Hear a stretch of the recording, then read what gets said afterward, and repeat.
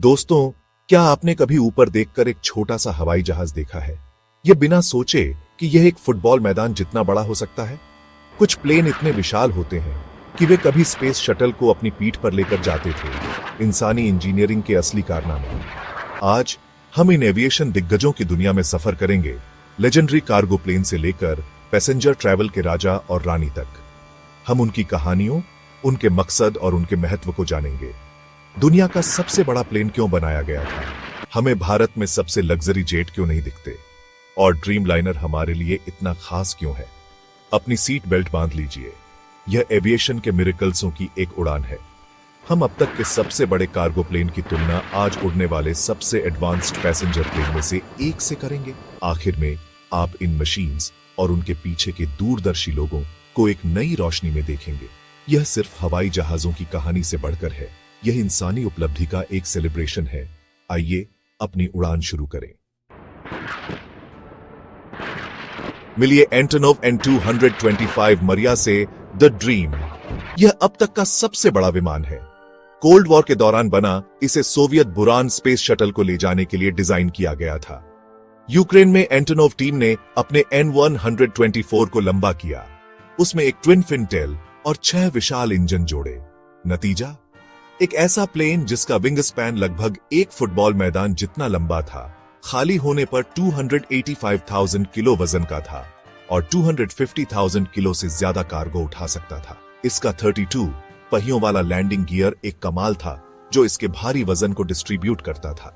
Soviet संघ के ढहने के बाद मरिया अप्रयुक्त पड़ा रहा जब तक इसे कमर्शियल कार्गो के लिए फिर से जीवित नहीं किया गया।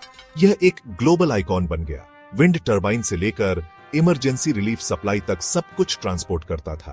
मरिया ने रिकॉर्ड तोड़े, सबसे भारी सिंगल आइटम पेलोड, सबसे भारी कुल पेलोड और भी बहुत कुछ। दुनिया भर में भीड़ सिर्फ इसे उतरते देखने के लिए जमा होती थी। यह इंजीनियरिंग महत्वाकांक्षा का प्रतीक और एविएशन में एक प्रिय लेजेंड था। मरिया की कहानी फिर से नया बनने की है। अंतरिक्ष के लिए जन्मा, दुनिया के लिए फिर से जन्मा। इसने दिखाया कि जब कोई देश बड़ा सपना देखता है तो क्या संभव है, लेकिन लेजेंड्स को भी त्रासदी का सामना करना पड़ता है। मरिया की यात्रा दुखद रूप से समाप्त हुई। सालों तक इसने उम्मीद पहुंचाई, आपदा क्षेत्रों में सहायता उड़ाई, लाखों लोगों को प्रेरित किया। यह सिर्फ एक मशीन से बढ़कर था। यह यूक्रेन्स प्राइड और क्वालिटी का प्रतीक था। फरवरी 2022 में जब संघर्ष छिड़ा तो N225 हॉस्टोमेल हवाई अड्डे पर लड़ाई के दौरान नष्ट हो गया। दुनिया ने इस नुकसान पर शोक व्यक्त किया। एविएशन इतिहास का एक अनूठा टुकड़ा चला गया। यूक्रेन के लिए यह युद्ध में खोया हुआ एक राष्ट्रीय खजाना था। फिर भी उम्मीद है। यूक्रेन और एंटोनोव ने मरिया के पुनर्निर्माण की कसम खाई है। इसे लचीलेपन के प्रतीक के रूप में देखते हुए। पुनर्निर्माण महंगा होगा, लेकिन कई लोगों के लिए यह एक सपने को बहाल करने के बारसे में है। मरिया की विरासत बनी हुई है। भविष्य की पीढ़ियों को उच्चतर लक्ष्यों तक पहुंचने के लिए प्रेरित करती है। नुकसान में भी यह महत्वाकांक्षा का एक प्रकाश स्तंभ बना हुआ है। जबकि मरिया ने कार्गो पर राज किया, पैसेंजर ट्रैवल के अपने दिग्गज थे। Boeing 747 queen of the skies ने 1969 में हवाई यात्रा में क्रांति ला दी। लाखों लोगों के लिए लंबी दूरी की उड़ानें सुलभ बना दी। इसका प्रतिष्ठित हम्प और डबल डेकर डिजाइन एक नए युग के प्रतीक बन गए। दशकों तक इसने महाद्वीपों और संस्कृतियों को जोड़ा, क्षमता और रेंज के लिए रिकॉर्ड बनाए। फिर 2005 में एयरबस A380 आया, एक सच्चा सुपर जंबो जो लग्जरी में 500 से अधिक यात्रियों को ले जाता था। एयरलाइंस ने उड़ने वाले महल बनाए, स्वीट्स, बार, यहां तक कि शावर भी। A380 को भीड़ भाड़ वाले हब के लिए डिजाइन किया गया था, जो शांत चिकनी सवारी प्रदान करता था। दोनों विमानों ने युगों को परिभाषित किया। 747 एक लोकतंत्रीकरण करने वाला, A380 आराम में सबसे ऊपर। वे इंजीनियरिंग के चमत्कार हैं जो दुनिया को स्टाइल में जोड़ते हैं, लेकिन समय और स्काई बदल रहे हैं। अगर 747 और AA380 इतने इंप्रेसिव हैं, तो वे भारत में आम क्यों नहीं हैं? जवाब, इकोनॉमिक्स और इंफ्रास्ट्रक्चर। ये दिग्गज ऑपरेट करने में महंगे हैं। 4 इंजनों का मतलब हाई फ्यूल कॉस्ट है, और 500 प्लस सीटों को भरना मुश्किल है।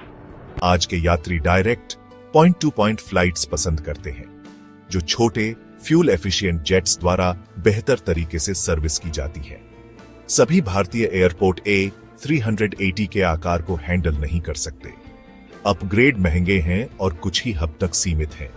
महामारी ने इन दिग्गजों की रिटायरमेंट को तेज कर दिया, क्योंकि एयरलाइंस ने बहुमुखी कुशल विमानों की ओर रुख किया।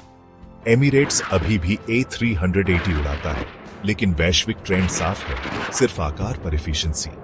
भविष्य विमानों की एक नई पीढ़ी का है। पेश है बोइंग 787 ड्रीमलाइनर एयर इंडिया और भारतीय विमानन के भविष्य के लिए एक game changer. Advanced carbon fibre composite से बना यह हल्का, मजबूत और 20% अधिक फ्यूल एफिशिएंट है। शांत इंजन और कम उत्सर्जन इसे इको फ्रेंडली और एयरपोर्ट फ्रेंडली बनाते हैं। इसकी रेंज भारत से दूर के डेस्टिनेशन तक सीधी उड़ानें भरती है, जिससे नए ग्लोबल रूट्स खुलते हैं। यात्रियों के लिए ड्रीमलाइनर बड़ी खिड़कियां, उच्च आर्द्रता और कम केबिन ऊंचाई प्रदान करता है, थकान को कम करता है। इलेक्ट्रॉनिक डिमिंग विंडोज एक आधुनिक स्पर्श जोड़ते हैं। एयर इंडिया के लिए यह लंबी दूरी के विस्तार की रीढ़ है, जो भारत को सीधे दुनिया से जोड़ता है। ड्रीमलाइनर वैश्विक मंच पर एक आधुनिक, महत्वाकांक्षी भारत का प्रतीक है। यह सिर्फ एक प्लेन नहीं है, यह प्रगति का एक बयान है। हर उड़ान के साथ यह भारत के अगले विमानन अध्याय को लिखने में मदद कर रहा है। ड्रीमलाइनर भविष्य है, आज उड़ रहा है। आइए दो दिग्गजों की तुलना करें, एंटोनोव N225 मरिया और बोइंग 787 ड्रीमलाइनर। मरिया एक तरह का कार्गो दिग्गज था। 6 engine, 88 metre wing span, 250,000 kilo से अधिक उठाता था। इसे 6 लोगों के क्रू की जरूरत थी और इसे ब्रूट स्ट्रेंथ के लिए बनाया गया था। ड्रीमलाइनर एक बड़े पैमाने पर उत्पादित पैसेंजर चमत्कार है। 2 इंजन, 60 मीटर विंग स्पैन, 250, 300 लोगों को कुशलता से ले जाता है। केवल 2 पायलटों द्वारा उड़ाया गया। यह ऑटोमेशन और स्मार्ट डिजाइन का एक प्रदर्शन है। मरिया एक हैवीवेट चैंपियन था। ड्रीमलाइनर एक मैराथन रनर। एक कच्चे बल के बारसे में था, दूसरा धीरज और तकनीक के बारसे में। मरिया अतीत का एक लेजेंड है, ड्रीमलाइनर वर्तमान और भविष्य का एक पिलर। दोनों मानव सरलता के प्रमाण हैं, अलग अलग मिशनों के लिए निर्मित, समान रूप से फैसिनेटिंग। विमानन में महानता कई रूपों में आती है। भारतीय विमानन का भविष्य पहले से कहीं ज्यादा उज्जवल है। भारत दुनिया के सबसे तेजी से बढ़ते विमानन बाजारों में से एक है, जिसमें एयरलाइंस मॉडर्नीकरण और विस्तार कर रही है।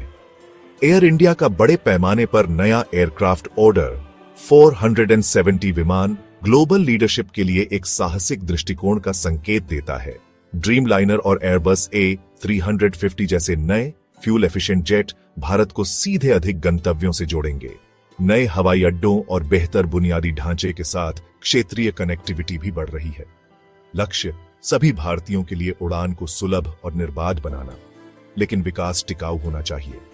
भारत हरित ईंधन और भविष्य की प्रौद्योगिकियों की खोज कर रहा है।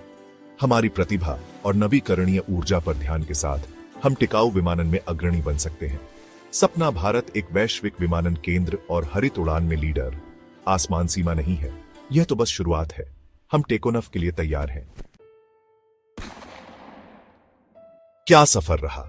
हमने लेजेंड्स की खोज की, मरिया 747, 380 और भारत का अपना ड्रीमलाइनर। हमने देखा कि विमानन कैसे ब्रूट फोर्स से स्मार्ट एफिशिएंसी में विकसित हुआ। ये विमान हमें जोड़ते हैं, दूरियों को कम करते हैं और सपनों को प्रेरित करते हैं।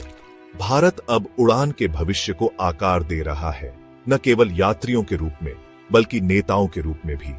आसमान हमारा कैनवास है, आइए बड़ा सपना देखें। अगर आप कहीं भी जा सकते हैं तो आप कहां उड़ना चाहेंगे? कमेंट्स में अपनी ड्रीम डेस्टिनेशन शेयर करें। इस उड़ान में मेरे साथ जुड़ने के लिए धन्यवाद।